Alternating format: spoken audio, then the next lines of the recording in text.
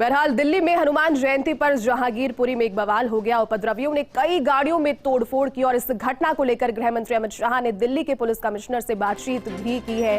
जहां गृह मंत्री ने पुलिस कमिश्नर से बात कर कानून व्यवस्थाओं को और अधिक पुख्ता रखने के निर्देश दे दिए हैं। पुलिस कमिश्नर ने यह दावा किया है कि हालात अब पूरी तरह से नियंत्रण में है और इस उपद्रव को लेकर पुलिस ने विभिन्न आपराधिक धाराओं के तहत मुकदमा भी दर्ज कर लिया है। पुलिस ने दंगा, सरकारी काम में बाधा डालना, संपत्ति को नुकसान पहुंचाने समेत विभिन्न धाराओं के तहत मुकदमा दर्ज कर लिया है। तो वहीं दिल्ली पुलिस की स्पेशल सेल ने घटना की जांच भी शुरू कर दी है।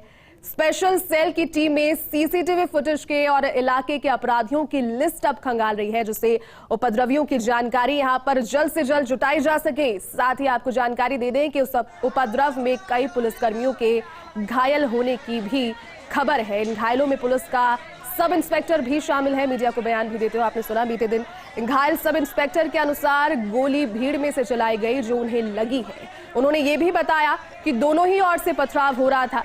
उधर दिल्ली के मुख्यमंत्री अरविंद केजरीवाल ने शांति बनाए रखने की अपील की है। दिल्ली के उपराज्यपाल की अगर जानकारी आपको दे इस मसले पर, तो उन्होंने कहा है कि हिंसा करने वालों को बख्शा नहीं जाएगा, कतई भी हिंसा करने वालों से सख्ती से निपटा जाएगा। दिल्ली के उपराज्यपाल ने मुख्यमंत्री अरविंद केजरीवाल से भी इस संबंध में बातचीत की है। अपने आप में एक बड़ा मुद्दा। यहाँ का सिचुएशन पूरी तरह से अंडर कंट्रोल है। जो छोटा झगड़ा हुआ था वो कंटेन कर लिया गया है। जो जहांगीरपुरी के नागरिक हैं उनसे हम गली गली जाकर, घर घर जाकर ये रिक्वेस्ट कर रहे हैं कि अमन, चैन, शांति बनाए रखें, सौहार्दपूर्ण वातावरण बनाए रखें। पुलिस एडिक्वेट संख्या में हम सब यहाँ मौजूद हैं और सिचुएशन को किसी भी तरह का कोई भी अगर असामाजिक तत्व ये चाहे कि हम सिचुएशन को गड़बड़ कर दें या अफवाह फैला दें, उसको हम कंटेन करने के लिए यहाँ पर मौजूद हैं। और जब तक पूरी तरह से शांति व्यवस्था और जरा सा कोई शक शुबा भी खत्म नहीं हो जाता, तब तक हम यहाँ पे रहेंगे। और लोगों से अपील है, और आपके चैनल के जरिए से भी हम ये अपील करना चाहते हैं लोगों से कि किसी भी तरह के अफवाह पे विश्वास न करें। यहाँ पर अमन, चैन, शांति व्यवस्था मुकम्मल तरीके से बरकरार है। चलिए, इसी खबर को और अधिक बारीकी से समझने के लिए दिल्ली से न्यूज एडिटर अदिति नागर इस वक्त हमारे साथ फोन लाइन पर जुड़ चुके हैं। अदिति, देखिए, अपने आप में एक बड़ा मामला दिल्ली के जहांगीरपुरी से जो वाकया सामने आया, उपद्रव का स्थिति एक बार के लिए काफी संवेदनशील हो गई, लेकिन अब जिस तरीके से स्थिति को नियंत्रण में किया गया है, आप वहां काफी बारीकी से इसे देख रहे हैं पूरे मसले को। क्या अपडेट आपके पास, क्या कहेंगे इस पर?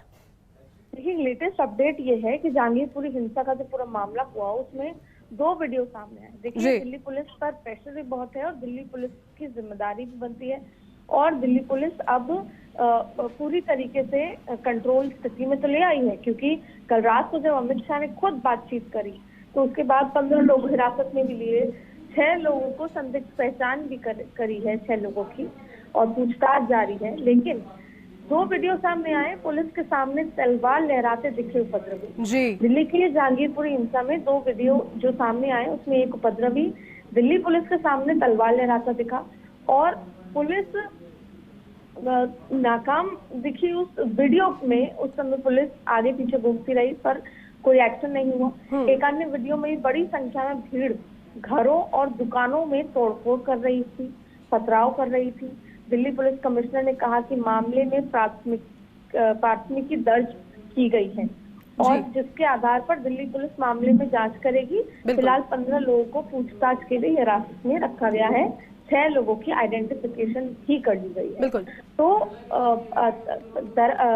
कहते हैं कि परत दर परत अब इसको खंगाला जा रहा है, इसके पीछे का भी इंटेंशन भी पता किया जा रहा है, क्योंकि अब ये पूरा बड़ा सवाल है। बहुत लंबे समय से जो बीजेपी है वो मुख्यमंत्री अशोक गहलोत के जो रामनवमी वाले हादसे में करौली वाले मामले में सवाल कर रही थी। तो ऐसे में अब एक बड़ा सवाल होता है, अगर हम राजनीतिक रूप से देखें।